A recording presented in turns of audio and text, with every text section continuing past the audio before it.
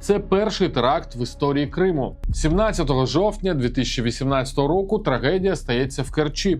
У політехнічному коледжі лунає вибух, а потім стрілянина.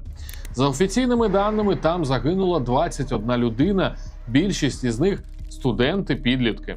Десятки отримали поранення.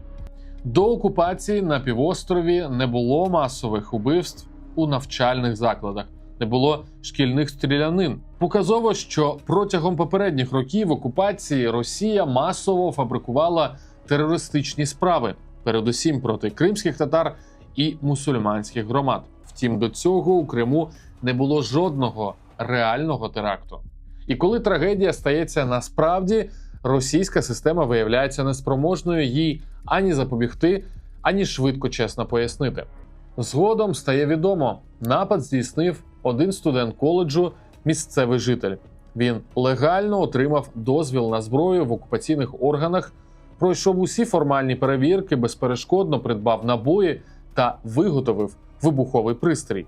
До окупації в Криму не існувало явища скулшутінг. Ця культура із романтизацією насильства та зброї прийшла разом із російським інформаційним середовищем